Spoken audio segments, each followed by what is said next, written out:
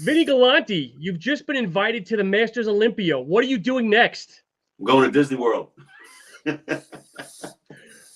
But unfortunately, our guest tonight is not on the list. And a couple of people actually reached out asking if we thought he'd be on the list. But please introduce our guest for the day. Chris Faldo. God, man, wow. We go back a long way. We met at the 93 USA. And I won the middleweight class. Chris won the lightweight class.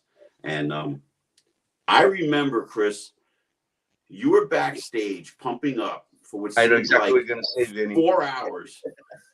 And I was like, who is this guy? And why is he pumping up so long? And am I doing something wrong? Should I be pumping up? Chris, how are you, man? It's good to see you again.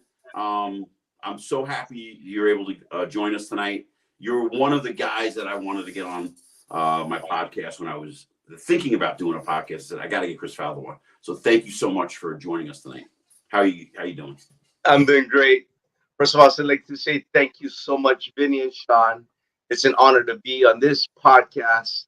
I've been watching you since your first one, and it's an honor to be with the legends that you folks had already and will have. So thank you so much for having me on.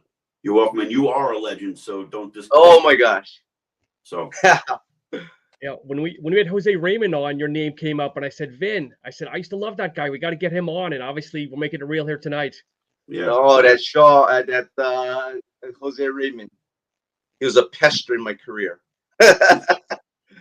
We'll talk about him also. That guy, oh my God, really good friends of mine. Yeah, but it was 93 when I met Vinny. Oh my goodness. And I recall doing that backstage pump of Vinny. That was my, show that I wanted so bad. And I knew I was pumping up from the day before, I think, in my hotel room. Because I remember you being backstage, and I my friend Chris Barron, I think he was with me, or he was there, but I don't remember. I don't know if it was him.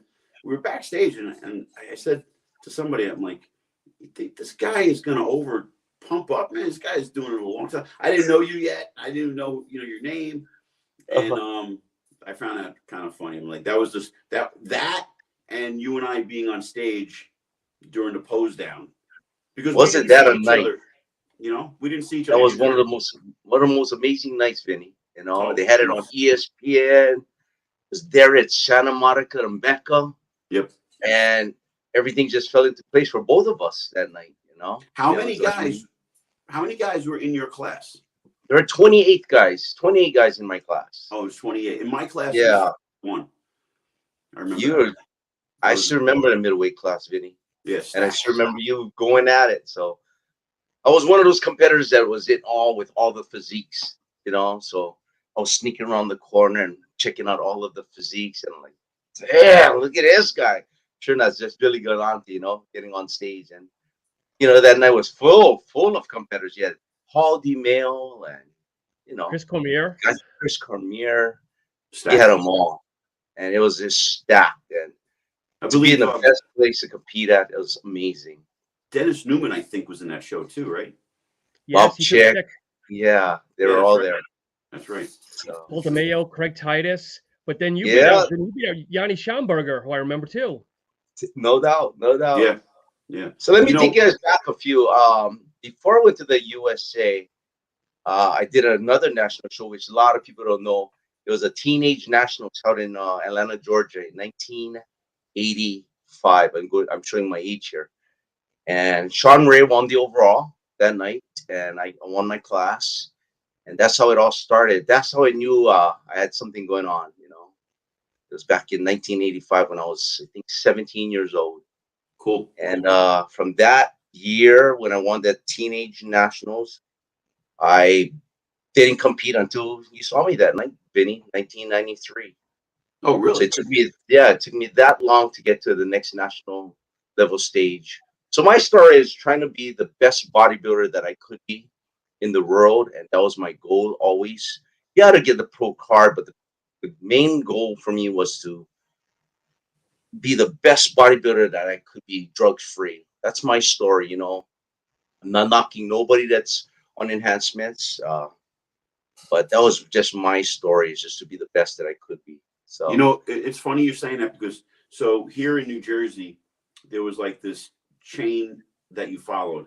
We had a show back in the day called the Suburban Bodybuilding Championship, and I won that. I won the overall, and everyone was like, "Are you going to go to the nationals?" Right, but also at the same time, you got to do the Jersey, then you do the Junior USA, then the USA. We work our way up. That's the way to do it. Yes.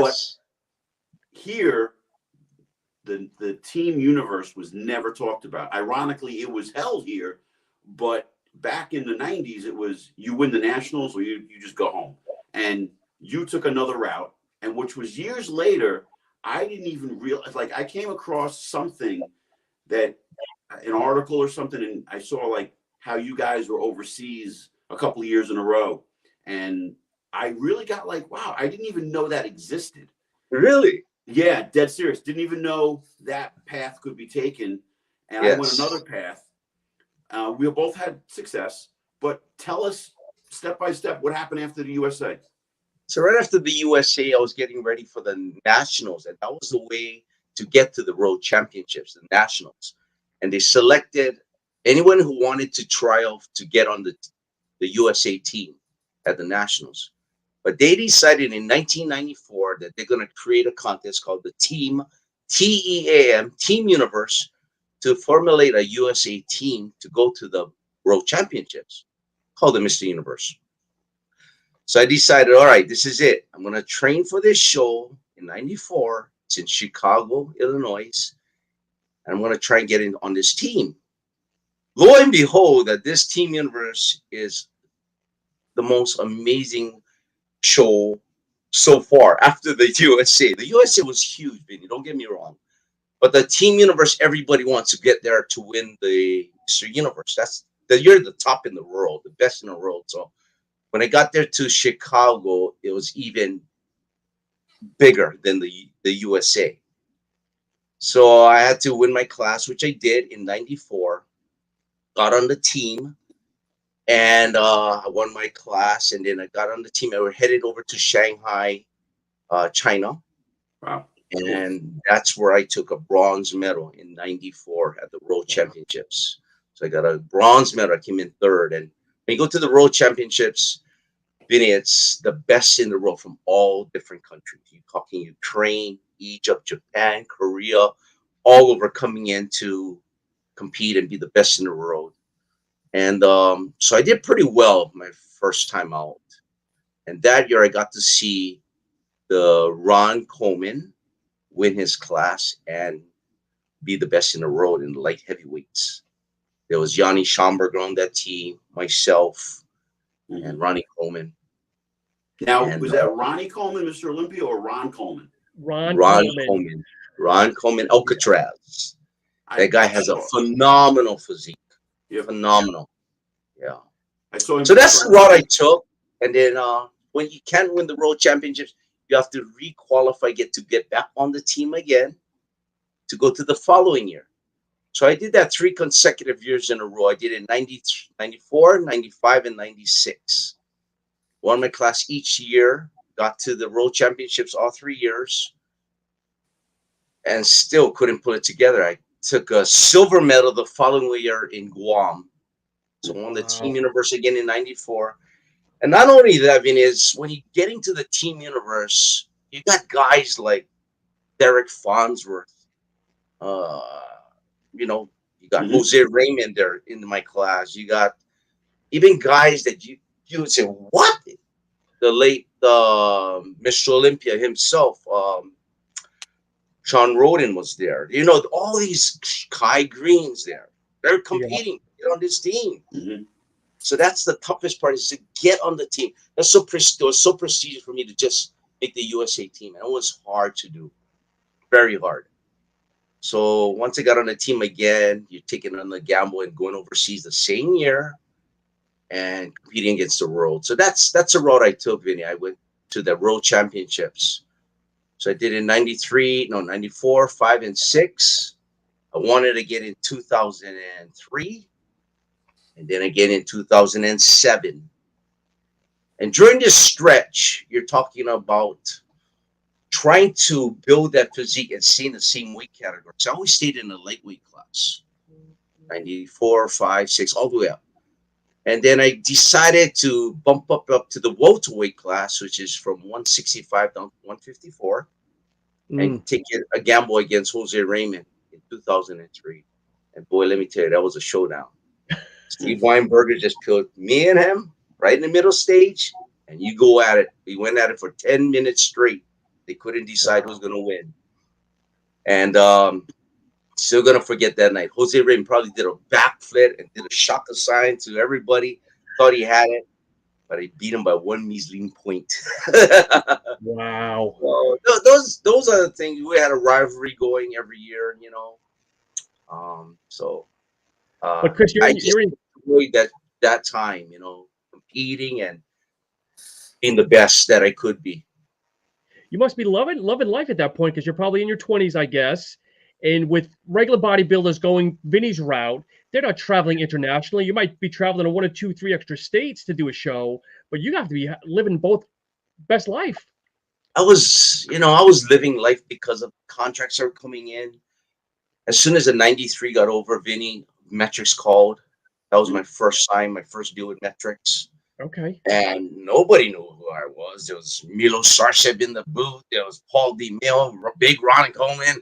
And here I am. Who the hell is this little guy? You know, and I'm there trying to be like all these other guys, but I just didn't fit in. So they sent me on a different route. They sent me to the natural shows, you know, to promote their line. Then I was traveling all over the world, doing seminars in Japan and all over, guest posing, guest appearances where I was marketing myself in Japan and the Asian countries. So I was doing a different route from everyone else, and it paid off. Like yourself, Vinny, I was more of a business aspect. Absolutely. You know, I heard the last podcast or the other podcast you had where you're sending out bios. I did the same thing, Vinny. You know, we got out there. There's no social media at that time. You know, Sean, we had to work our way and do what we needed to do to market ourselves. And I was doing exactly when you're talking about, you know, making those brochures and business cards and getting on and calling the photographers, it brought back so much memories for me. Cool. Yeah, you know, that's how we did it. And that's how we became successful. You know, you're with Animal and still with Animal. Can you imagine being with a company that long? That's amazing. Nobody knows these things. Unheard of. This afternoon, I was in the gym training alongside Akeem Williams. Oh, he was talking out loud, and he was saying him and somebody else in the history of bodybuilding, they were the only 2 guys that ever made a living from being amateurs. And I raised my hand. I'm like, oh, you don't even know what happened in the 90s. Come on. Yes. And guys like us that have paved the way for people, and they don't even realize it. Well, you have to be a hard worker too, Vinny, like yourself. You know, you're there at the expos. I still remember seeing you there. You know, so it's like it's an endless time, photography and getting photo shoots lined up, whether it's with Iron Man in LA, you have to pay your own dime to get there. But those are the things that paid off for both of us, you know. You have to put out the time and effort to make sure that we're, you know, not only winning the contest, because what company wants a 2nd or 3rd place champion? You know, they want the winner. So you're not only accompanying the work in the gym, but you're also thinking business oriented, right? So later down the line, like now, you're kind of reaping the rewards, which I am right now. You know, I'm very happy, settled here in Hawaii for 57 years. Yes, I'm 57. You're 57. Yes, I own a gym which is called Flex Fitness after my son's name. His name is Flex, and it's a huge operation that we have here in Hawaii. Good for you. Yeah, I'm sponsored by a really good company called Real Leader. They're an equipment company based in China. And 3 years ago, I had an opportunity to work with them.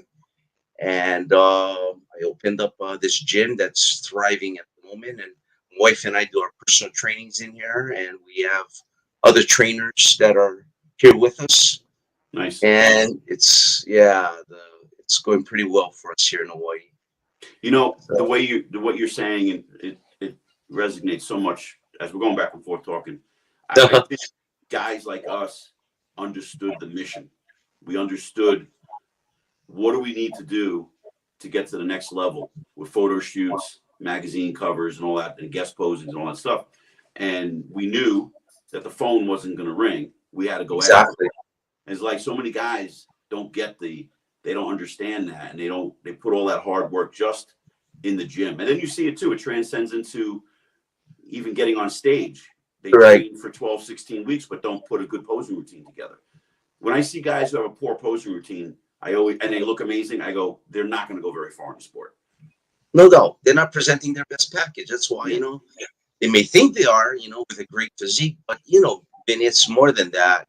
Sean, this Vinny guy right here, he's going to light up that stage in Romania. I bet you my booty that he's going to light up that stage. Well, he's putting effort not only in the gym, but probably in his kitchen or his bathroom, posing every minute.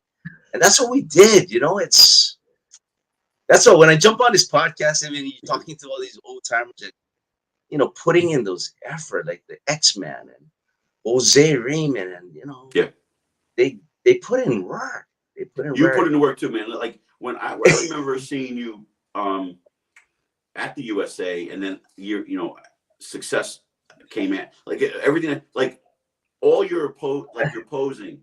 I would say I need striations in my chest like Chris Faldo. When you would do a most muscular, I'm like, holy shit, how did I get in condition like this? And your abs and your quads and everything. You never came off like a lightweight. You came off like a big middleweight. And I think you had this illusion to your physique that you just appeared a lot bigger. To tell you guys a shoot, Sean, Vinny, I'm 100 and at the moment 180 pounds. What you're saying of creating that illusion, I knew I wasn't going to be a big guy. I never got over 190, not even over 185 pounds, I think. So what I had to do was, like yourself, Vinny, you're not a big guy, but when you step on stage, we create this illusion of being bigger than we really are. You have to catch each pose, even in your quarter turns, even in the mandatories, even in the transitions. You have to make sure that you're bigger than what you really are, just to pull it off. I'm saying pull it off because, Vinny, that's what we did. We pulled it off by how hard we worked with the posing. We had a great physique, so don't get us wrong, but anybody could have beaten us, but they didn't because we put in a little more detail that the other ones didn't. And that's what I'm thinking. If I didn't practice my posing, or I didn't do this with my physique, or spend a little bit more time etching my quads on the step mill when everybody else is on the treadmill or elliptical, then I might have a chance of winning. And that's the way I thought throughout the whole career. I just need to do a little more.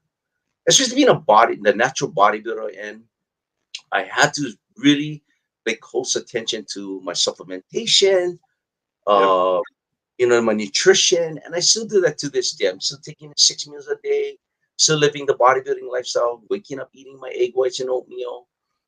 So nothing has changed, just the age and no hair. I've lucked out. Let me give you a quick story about 93. I'm going back to 93 again. So here I am. We both win our class. We're on cloud number 9, and this is how much work ethic Vinny has. I stayed in LA for the next 2 days to do photo shoots, and I'm like, who else does this? Who else is going to stick around to do photo shoots? And here's Vinny in his convertible, top down, riding through Main Street, yelling out his window, "Hey, Chris!" And I said, this guy's going to another photo shoot. Vinny, I still remember that. It was either red or bright red Mustang that you rented, and you're all over town that week. And I'm like, yeah, this guy's going for it. It was a cool time, man. It's from all of those brochures I sent out.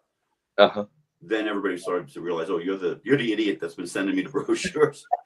But they were like, hey, you just won. And so, and Lou Zwick picked me up for American Sports Network, American Muscle. And I shot all day on Sunday, all day Monday.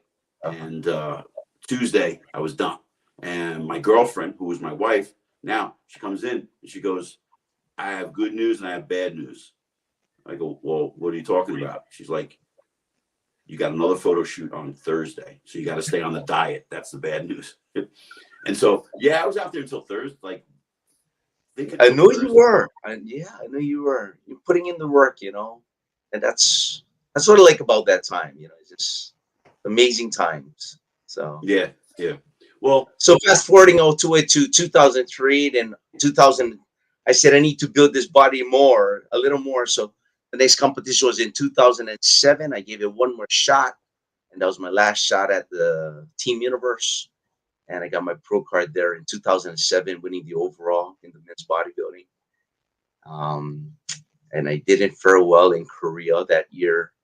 I think I ended up in seventh or ninth place in my last show. So, but it was a good stretch. It was a good run. And then Flex came along, and I said, you know what? I'm going to put all my efforts into my son now. And so but wait, when you won the overall at the Team Universe, was it the Team Universe or was it now the Universe? No, it was still called the Team Universe. And so, did you get a pro card? I sure did. You know how you have to apply for it. You send in a letter. Back then, I don't know how it is now, Vinny. Same thing. Because they're giving thousands of pro cards away. I'm just kidding. Yes, I applied. I received my pro card. I got it in the mail. I think I framed it that year, put it on my wall, and that's what it was. But you didn't have any desire to train for a pro show, like what? You know, Vinny, I had an interview that night. I think it was with Dave Palumbo backstage, and I told him that I think I'll be mopping the stage if I was to enter a pro show, because I probably would do well, but Vin, I'm like you. I want to go there to win. I was absolutely. And I knew that without any enhancements and guys that just look incredible, it took me that long. It took me to age 41 to get the pro card. And you can relate to me, Vinny. I know you can relate to this thing, right? So it took me that year, from age 14 to age 41, total dedication to get this pro card. And I said that's the way I wanted to go out. So that's how I went out. I'm totally happy with how it worked. I'm not ecstatic to this day. I'm still hurt by the fact that I didn't get a gold medal at the World Championships, but to come in second in the road, I guess that's not too bad, But it still hurts. Let me tell you, don't get me wrong, Vinny and Sean. I miss competing. I miss being on stage. I miss every part of it. But the ship is sailed, as they said, and I'm totally content with how things are going with me here with the bodybuilding. I tell all my clients, my friends, the family, that the success that I'm having now is only because of bodybuilding. It led me to amazing things. I traveled the world, even down to places like Argentina, where I competed in the Pan American Games. A lot of people don't know that. I won a gold medal in the Pan American Games also with, I think it was Johnny Schomburger that went with me. Johnny Stewart. These guys, Vinny. Mm-hmm. Sure. And they were all natural. They were all there. And Ron Coleman also went with them on the trip. Been down to Finland to compete in World Games with the one also. So there's this different times for everything, and I enjoyed every year of my, if you want to call it, career. And it still amazes me how far I've taken this bodybuilding career, and I'm enjoying it. That's why I keep up with it. I miss it. I love it. I bleed it. I eat it. I drink it every single day. And, just being on this podcast today is so exciting. Just to relive this memory. Because I don't talk to anybody about these things, Yeah. And even my son at this age, he'll pull up some pictures and go, Dad, where is this from? What is this? And like today, somebody posted on social media an ad of me, a metrics ad, Mm-hmm. Oh, and whoa, where did this guy get this from?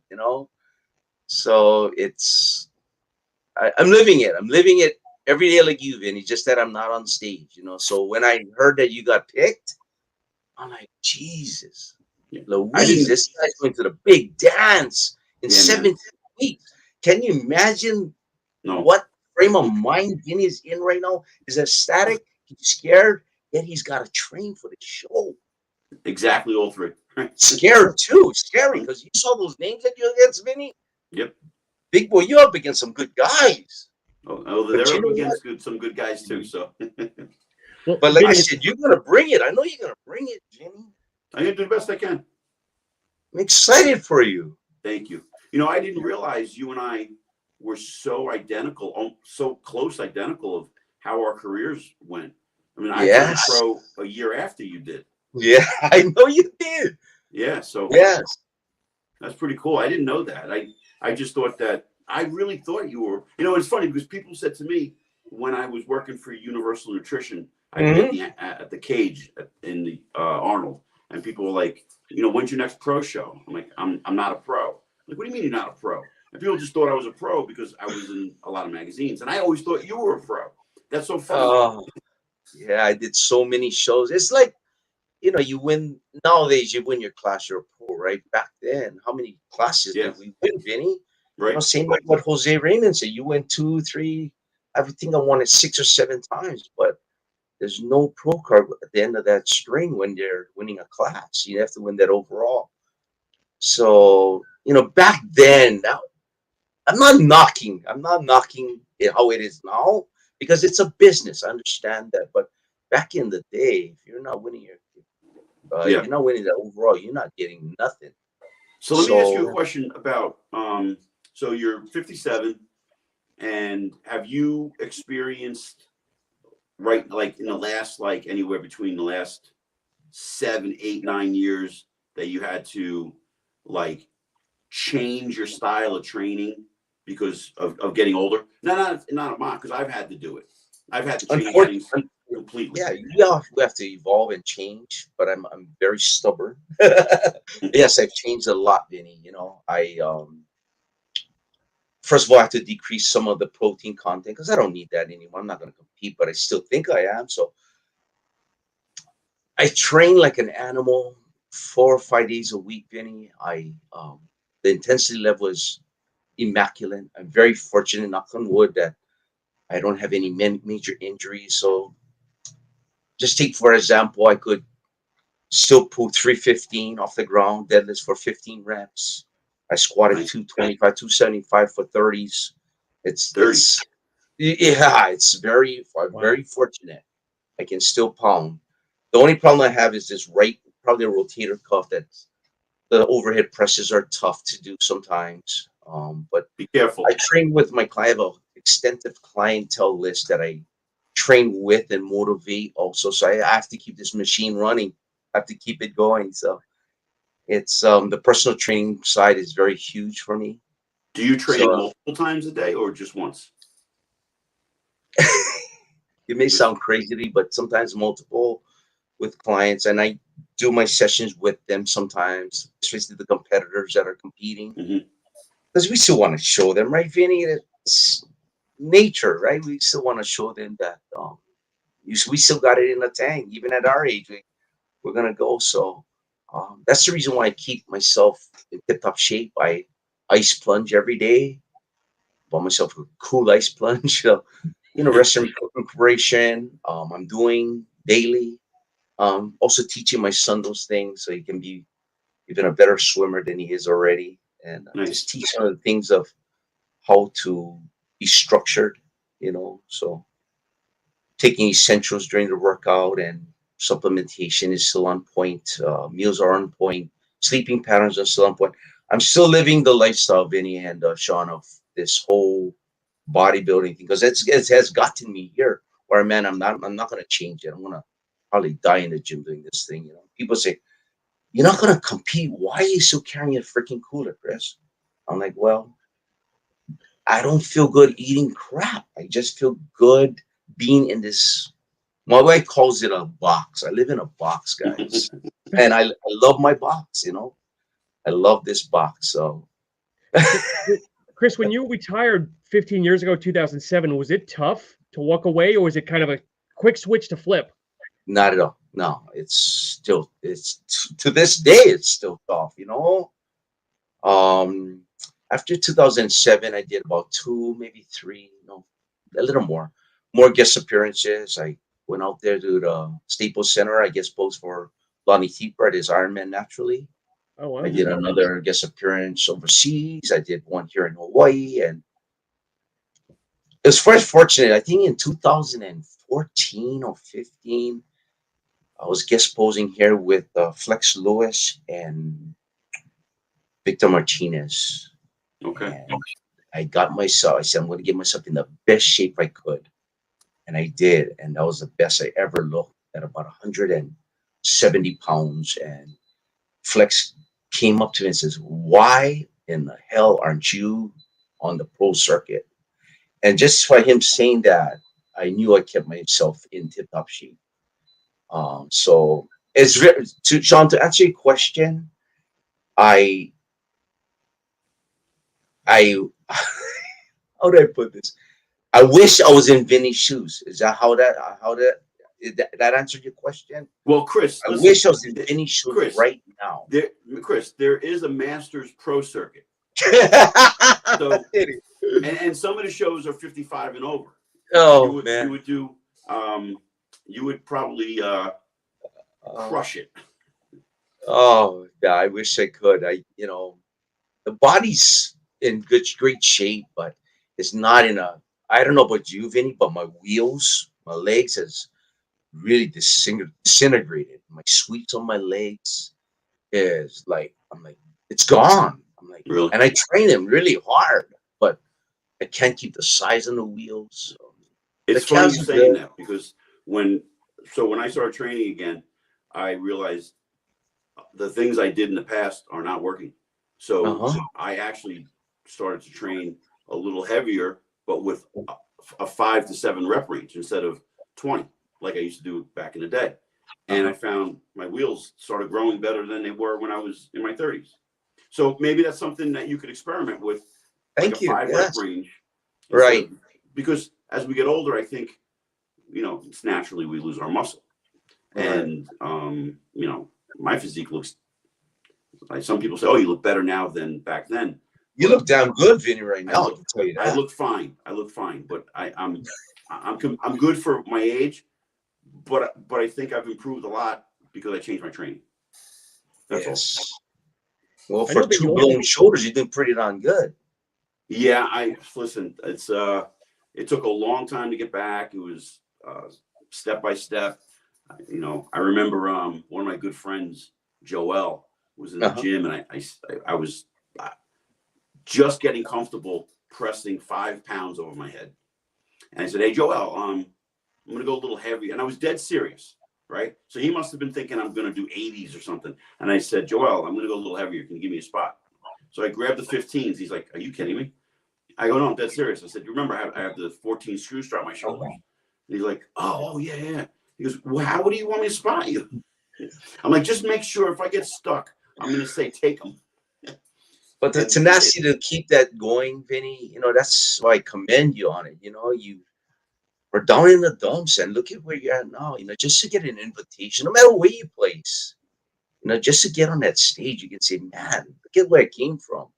Where I was, where I came from, and look where I am now. And that's life. That's, you pick yourself up and you're going with it, So I think this will be my last one, Chris. You say that. Bingo. If I crack the top 10, I will do it again next year. Oh, hell yeah. Once a bodybuilder, always a bodybuilder. You know what I'm saying? Yeah. But my body is falling apart. So, Chris, if we go back into the time machine, what got you into bodybuilding? Were you an athlete as a teen, or kind of what attracted you to the sport? I walked into a grocery store with my mom at age 13, and I guess like a lot of teenagers, you stumble upon a magazine, which I did, and there was, I think, Arnold doing the side chest on the cover, and I just said, "Look at this!" I begged my mom to buy this this magazine, and I read that thing from page to page, and asked her to send me to a local gym. You know, it started from 14 years old, like my son's age now, and I signed up at this gym called Timmy's Gym. He was a Mr. Hawaii, Mr. Universe, local guy from here from Hawaii, and it was a gym catered for kids, literally, you know. So that's how it all got started. I trained and trained hard, and at that time I was working out, and a guy by the name of Richard Koenig picked me up and said, "You're gonna be Mr. Universe one day." I'm like, "Really?" He go, "Yeah, you're gonna be Mr. Universe one day." And I just got started. He saw my intensity in the gym, and he said, so he knew a lot of things about nutrition and supplementation. And already at age 15, I was eating egg whites. He taught me how to eat egg whites and Wow. taking me to a local grocery store to pick up things like amino acids with my meals. And so I was very fortunate to have him in my life at that age. So I did have a coach at age 15, and Okay. he Nice. helped me get there to the the teenage nationals, and that was amazing, you know. So to this day, Sean Ray and I are very close friends, Oh yeah. and yeah, yeah, he has a contest here in Hawaii and comes here every year, called the Sean Ray Hawaiian Classic. So we're always keeping in contact. Nice. Do you promote a And, show? no, I don't. You know, I got my hands tied with too many things. So, and during that stretch, it's, you know, I, yeah, like I said, it's just an amazing, amazing time like yourself, Vinny. Just an amazing career, you know, that we can talk about once in a while like this. Absolutely. So, So I it's got a a, question. thank you so much for having me on today. I Oh, you're welcome. I have a appreciate question. I have a question for you with your supplements. When you say you take aminos before you train, do you take do you drink your aminos like powder form or are they capsules? So it was capsules back in the day. It's still capsules to this day. I'm still in line with Perillo Performance. Yeah. Yes. So so involved with how the body works, and I fell into this personal training career back 30 some years ago. So I said, do I want to emulate? And I was already using Perillo Performance supplements. Hmm. So I called, and at this time I called John and I said, "Hey, I want to get out there and learn under you." So he took me under his wings for a week out in Cincinnati, Ohio. So I flew out there, and that's where I got my certification. I spent a week learning and trying to get a certification through him.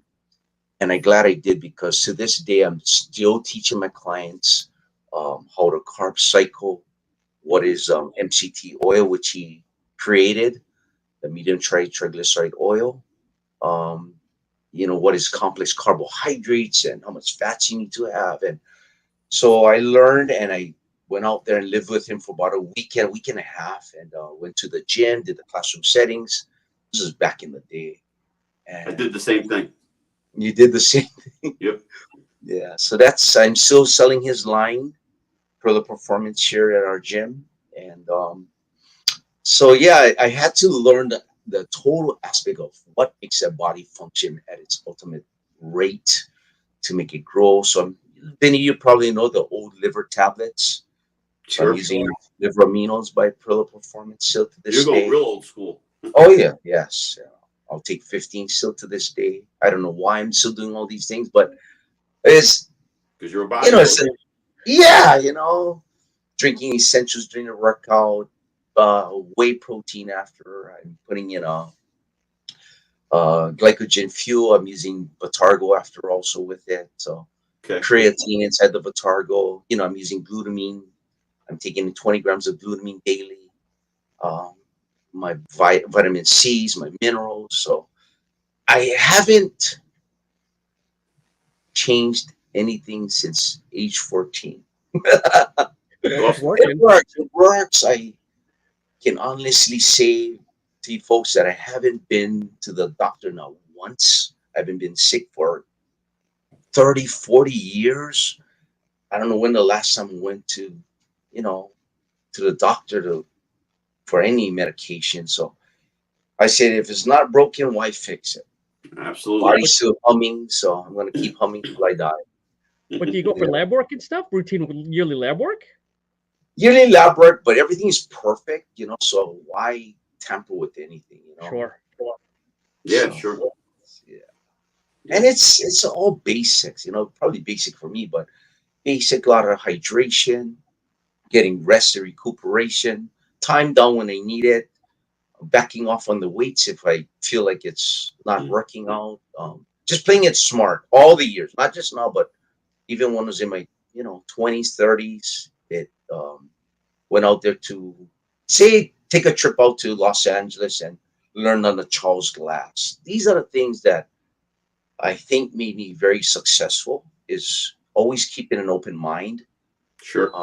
how this is going to work, and I'm glad I did. I'm glad I put in that effort. So Chris, Vinny and I talk about this, that there's a lot of people overthinking it, because I'm doing a show in October and I overthought it. So Vinny took me under his wing and he kind of took me to school a little bit. But do you feel that today's athletes are just overthinking the carb loading and this and that and counting calories and I know Vinny's kind of chomping a little bit here. No, it's a learning experience. You have to learn. You definitely want to learn all of it, but if Arnold folks and Lee Haney folks built that body just through basic things, why change the wheel, right? Can't reinvent it. Yeah, you can't reinvent those things. You just want to stick with the basic things and make sure that you're putting in the work. A lot of people trying to think of other things because they're not putting in the work, meaning, oh, sure, just getting in the gym and putting in that work. And I see that often here at our gym also, that the younger ones coming in and they're setting up the tripod and posing, but you need to put in the work first. Where's the cooler? Are you setting up your supplements the night before? Are you I'm in anal as something as, did you wear your squat suit? Or I still wear atomics when I'm training to this day. Are you wearing the right type of shoes when you're training? Just the basic things. How many meals did you have before you train? Or what was the caloric intake of that meal? It's the basic things that will get you there. Not overthinking, but putting in hard. Did you wake up early enough to put in that meal so you can make sure that you're having a great chest workout? Absolutely. These are the things that the old school guys did. I'm not saying they're not doing it now, but a lot of them just wants an instant success. And well, the guys that are competing on the Olympia level, the top pros, they're doing it, right? No doubt. They're not missing a beat. When you and I were kids into our 20s, we didn't have to have our arm twisted to do these things. We did them. And you have to twist guys' arms today. It's like they talk a good game. A lot of guys talk a good game, set up the tripod, pick out their phone. I mean, I've seen guys get done with a set, and I can't tell you how fast they take their cell phone out of their pocket because they're so addicted to that they're not addicted to being in the gym.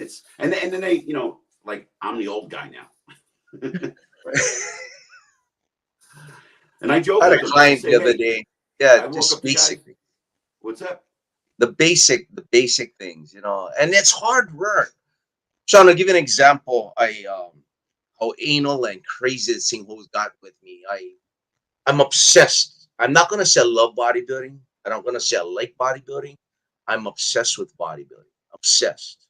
I'll be the first to admit it. And I'll give you an example. And you, Vinny, I know you did this too, but when I travel, I have to have every single thing with me, down to even that steak knife that I use to cut my steak. 1000%. Yeah. So when I traveled every year after 94 and 5 in Chicago, they held the Team Universe in New York, down in Lower Manhattan. So I have to go to New York or New Jersey every year to compete. So I told my wife, Debbie, hey, I need my distilled water. She said, honey, the distilled water, we're going to go get over it. I said, no, I need the distilled water So I'm flying over distilled water to, yeah, that's how anal I am. You know, Wow. I, you know, I brought everything in the kitchen sink to wherever I competed.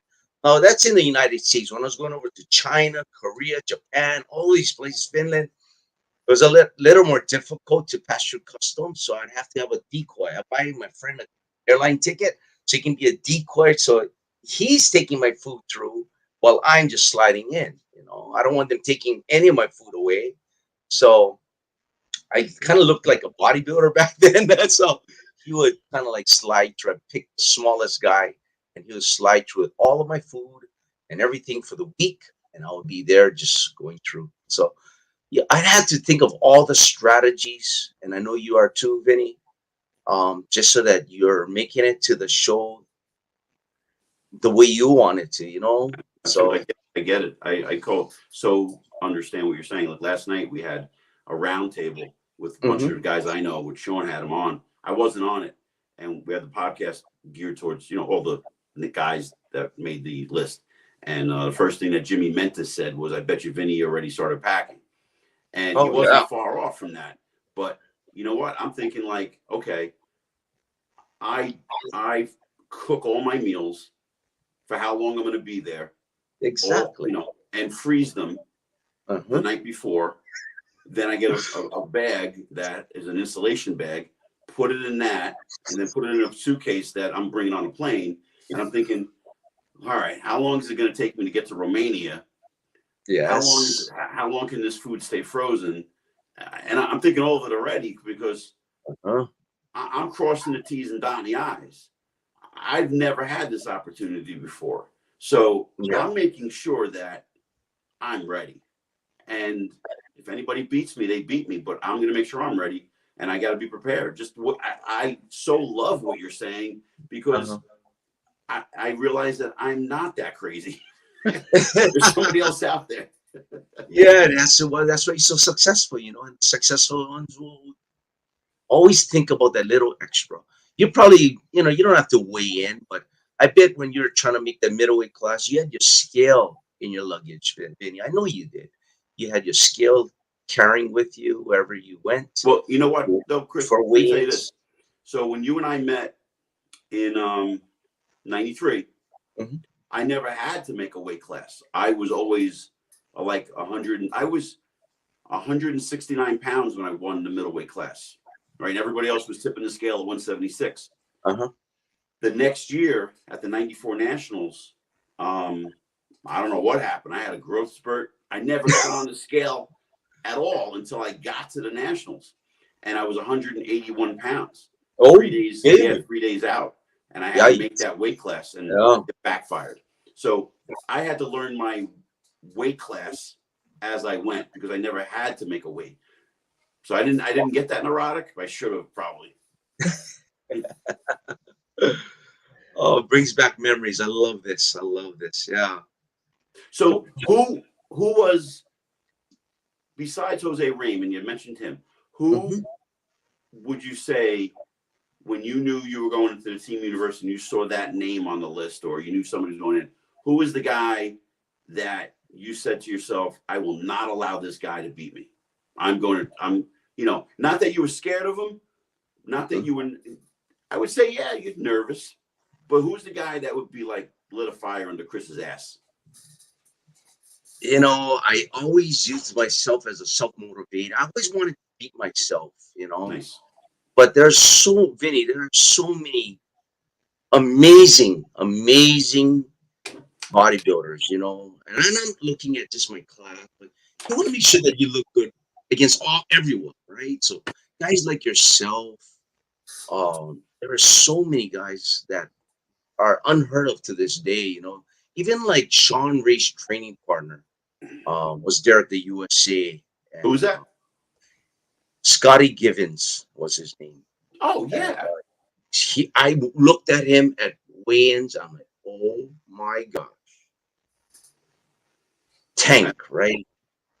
And I'm like, do I have to go up against that? And Sean said, that's my boy. You're going to have to go up against that. I'm like, okay. That's cool. Fortunately for me, I was always in condition. So that got me there, I could hold my own with conditioning. but I wasn't always the biggest guy. So you always look, Vinny, you did that. So you backstage, you're looking at everybody and like, oh, everybody looks good. And why do I look so small? I feel so small. Right? So Yeah. that's where the illusion came in. But there's guys like Coach Adeka. You know who that is? Oh, cool. Yeah. Right? He was in my class. There's Steve Holland. There's so many good guys. At the team, there's Skip LaCour there, right? Oh yeah, wow. There's a He's name. a beast. Even the person that's going to be at the Olympia is competing. Who's at the blind? Oh, Greg we talked about Randall. earlier. What's his name? Randall. Greg Randall. Yeah. He was at the Team Universe, you know. So yeah. Yeah, we're going to get him on here in a few weeks. We're going to talk to him, get some dates set for him. Sean and I talked about it today, and I was like, "Yeah, I know Greg personally. Yeah, it's a great guy. He's amazing. That's an inspiration right there. Marvin Ward. Oh my God, yeah, Marvin. Yeah, Marvin Ward. All of Marvin these. would show up after not competing for 4 years and not even training, train for 12 weeks and beat people. Marvin was amazing. Yeah, it's amazing.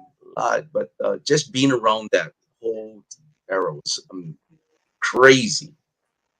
Yeah. Chris, how tall are you back in the day? Because obviously we all shrink a little bit, but at your height, how tall were you? I'm probably 5'3" now, but I was 5'4", 5'4", and always competed at 154 pounds, and then I moved up to the 165. So are you amazed when you see people like Sean Clarita at 5'2" at 185? Can you believe that?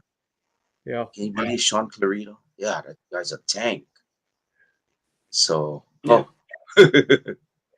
So with your personal training in your gym, do you train a lot of athletes, or like what's the kind of clientele you have? So I'm a variety of clientele. So you got your doctors, your attorneys. Yeah, they're great and dandy. But since for the last, 6 years, I've been catering it more to the clientele of like my son's age. So more youth athletes. I got a array of athletes, but I'm kind of catering now to the younger athletes. So I've got classes here at the gym. I have other trainers that help me out with these classes. How big is your gym? It's very small. So I opened this up just 3 years ago. It was 3,000 square feet inside, and I opened it up right during the pandemic. My wife and I took a gamble, and I said, you know what, let's invest into a gym, and it's going to happen. So when all gyms are closed, they said only outside gyms were open. So we signed a lease for an outside portion of this facility, right outside of the gym. I set up huge, beautiful tents, white tents, and it's still up to this day. There's another, 2,000 there. I just rented another room for it. I saw he's got about 6,000 square feet now. Okay. And it's a full-on membership gym. I've got probably over 1,000 members. And nice. Yeah, and it's growing. In 3 years' time, it's going really, really well. We're looking for another space or some more locations to put up another Flex Fitness. So either that or expand. But living here in Hawaii is, Sean Vin, it's crazy. The rent is astronomical high, to have a place like this. So what island, Chris? I'm on Oahu, the major island, with Waikiki Beach and Diamond Head. Okay. But just to own a home here, if you don't have $1 million in your pocket, it's $1 million plus for a home here. Wow. To live. And the expense here in Hawaii is super high. So just to make it here in Hawaii, you have to be rolling. So, Chris, as we wind down, there's a couple of people that are asking questions. On my screen, I have questions. Listeners are asking questions. One gentleman's asking, who does Chris think are the top symmetrical bodybuilders of all time? Other than Vinny? Present company excluded. So my tops, I gotta go with Sean Ray. You're talking to old timers here now, guys. Any generation. I got probably 5 of them. Sean Ray Lila Brada, Francisco Benefato. Those are like, wow. you know, on top of my list. Mohammed Makui. Those are in my, what I vision a bodybuilder to look like. Bob Harris. There's so many that I looked up to all of them. You know, even guys like now, you got Nick Walker that looks incredible. You got, you know, all of them that looks insane. Yeah. But Yeah. I kind of tend to, you know, the smaller guys. more balanced. Yeah, Yeah. the ones that can pose really well. Okay. So those are the type of guys that I like. And someone else is saying, I remember Chris telling a story when he won a show. You were so excited, you shook your trophy apart. 1993, Mr. USA. Vinny was there. I had to Wait. put up his glass. Hold that thought for a second, Chris. No, oh no. Oh my goodness. Yeah, you're really bringing back memories. So this was the trophy. Oh my God, Vinny. I shook mine also. No way. That fell apart. That's a USA. That's the USA. Yes. This fell off. Okay. I can't get it to stay on. Yeah. So the arm fell off backstage. You shook yours on stage, and I saw it fall apart. And I'm like, well, I'm not going to touch that trophy. I'm going to take it. I just put it down, and the thing just fell apart. The biggest title and the cheapest trophy. Oh, you still got yours. Yeah. Yeah, I still got it. Yeah. Yeah, I shook it on stage. It was on TV, ESPN also, and embarrassed myself. I kind of did one of these, and I held onto the leg, but everything else went flying, and they held up the middleweight class. I was on the side of the stage watching that happen. Yeah, it's funny. So you don't have your trophy anymore? They gave me a new one, Vinny. This is all, and I tell my son, he says, Dad, where's all your trophies? The only trophy that I kept was a 4th place local trophy. No, not even a 4th place. It's a participant trophy that I kept. I kept that trophy just to motivate me so I never get those again. Even down to the the silver medal from the Road Championships, Vinny. I hate to say this, but I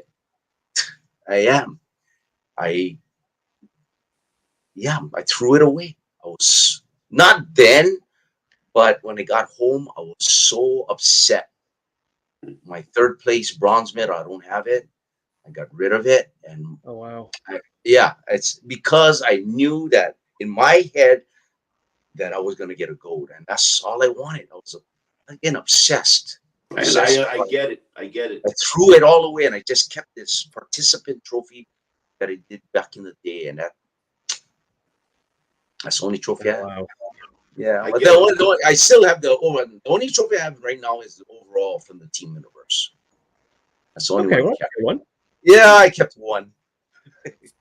I kept all of them. You did? Oh, I got too many man. back here. I can't get rid of them. I see all those covers back there too. How many covers you got, Vin? I think I was With on that handsome face of yours, probably 1,000. Nah, not living in Jersey. I couldn't get that much work. I had to go to California, so I was fortunate. Like I have a lot.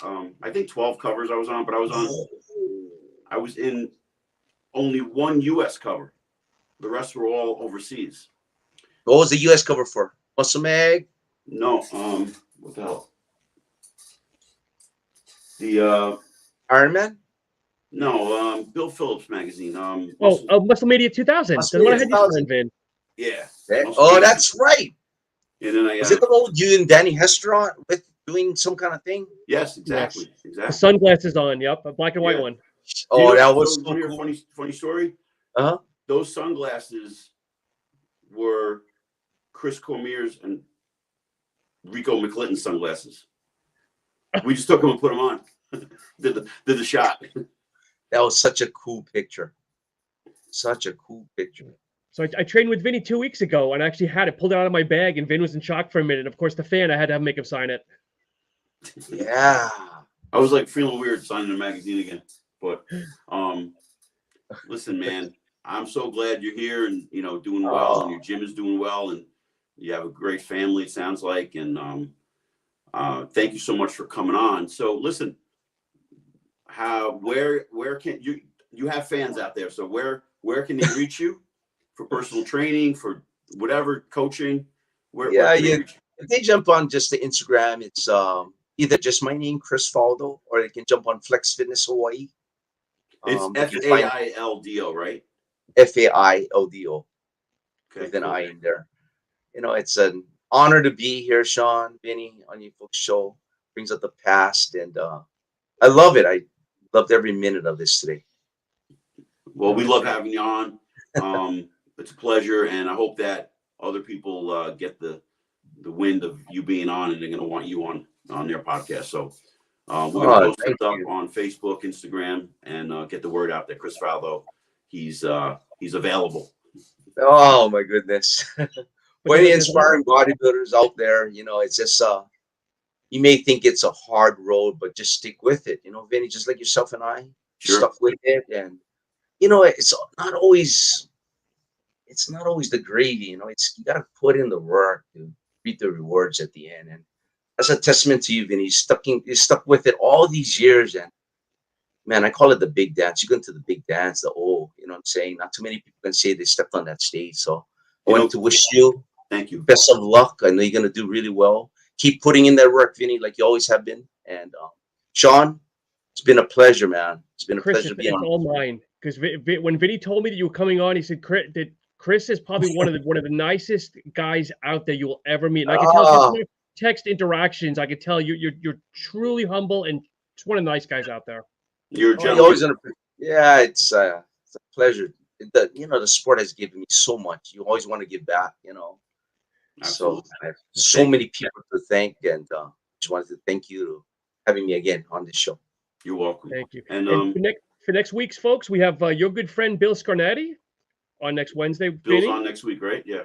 Yes. And then for people that have asked, we've also rescheduled Adela Garcia for the end of the month, so she will be on. Yep. And we have something in the works. Should I tell them who contacted? Maybe I should not tell them that a very famous bodybuilder is looking to come on. But now you kind of, excuse my French, blue ball in the audience, Vinny. Do you tell them, or now they're going to blow up your phone here? No, I'm not gonna say anything.